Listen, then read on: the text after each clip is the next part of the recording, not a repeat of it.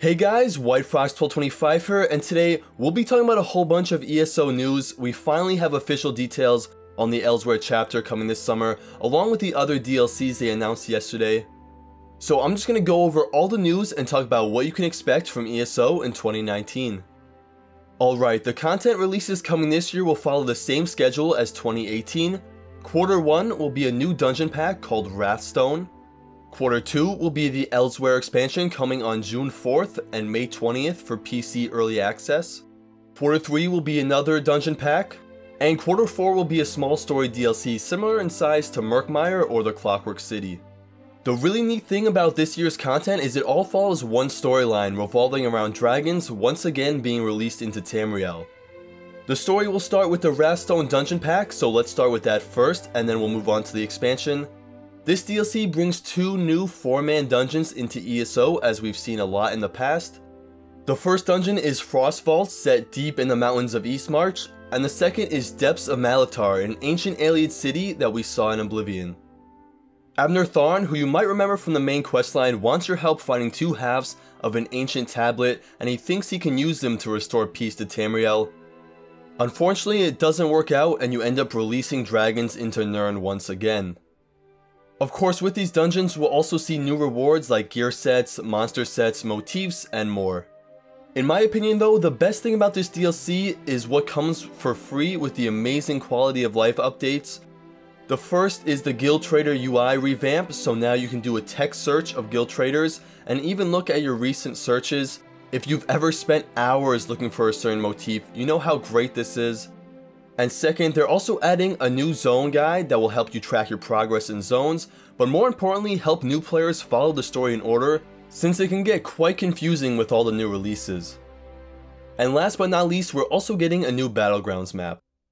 The dungeon pack and these free quality of life updates will be on PTS next week, and I'm gonna guess the dungeon pack will probably go live sometime in February.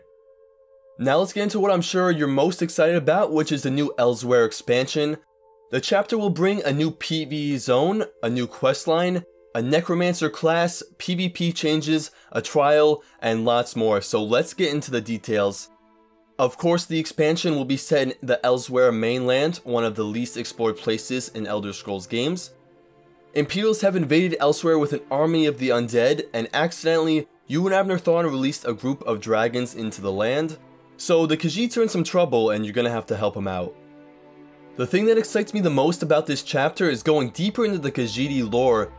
We'll get to see the many different types of Khajiit we've never seen before in game, and I'll be doing a lore video on that real soon. Anyway, Zoss said that lots of fan favorite characters like Caldwell, Razumdar, and Abner Tharn are all making a return, all with their original voice actors. The thing I know everyone wants to talk about is the new Necromancer class though, so let's get into it. Indeed, the Necromancer is a new playable class you'll get with the expansion. On the screen you can see some in-progress descriptions of the 3 skill lines available to the class. Each skill line will focus on either healing, DPS, or tanking.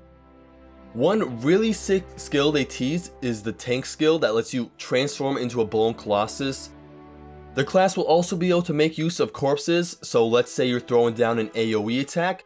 If there's a dead enemy in that area, you will get to do some extra damage. That's just one example, but I think it's an insanely cool concept. You will of course be able to summon the undead too, and they said the undead you raise will specialize in dealing lots of damage in a short period of time, unlike the other pets in the game already, which usually spawn for a while.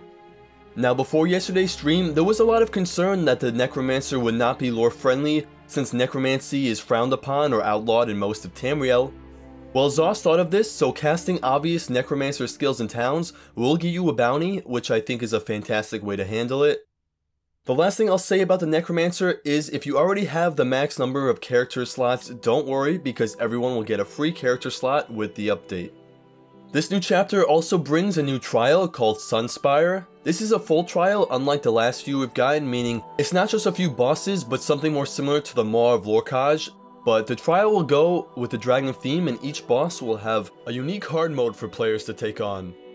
We've talked a lot about PvE, but what about PvP? Well, there's actually some really cool things coming to Cyrodiil with the Elsweyr update. First, the Imperial City is becoming its own separate zone you can queue up for, which is just a fantastic move. I think it's really going to make the Imperial City a lot more fun and populated. Plus, ZeniMax said it will help reduce some of the lag in Cyrodiil right now.